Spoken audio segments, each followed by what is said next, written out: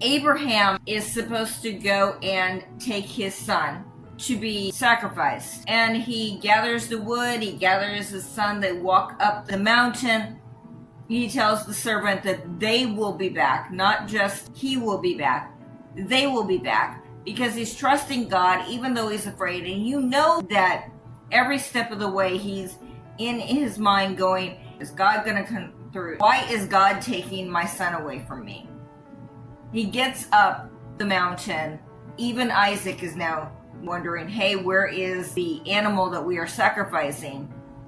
And Abraham binds his son Isaac. All along the way, he walked in faith. He obeyed even though he was afraid. And God sent a ram to be the sacrifice, and he saved Isaac.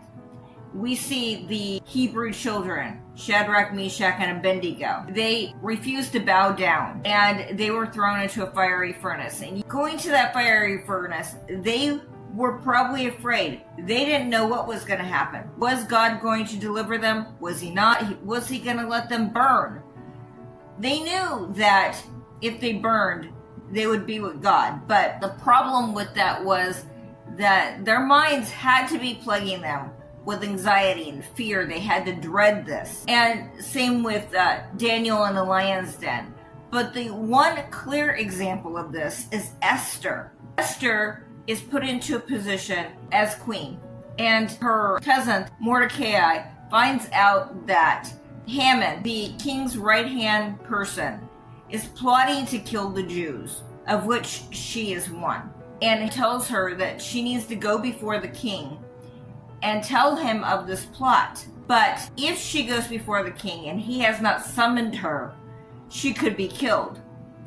And Mordecai tells her that she may have been brought to this place for such a time as this.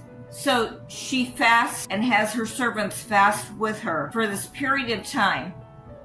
Then she goes in before the king and he puts this scepter out, which means that she's not going to be killed.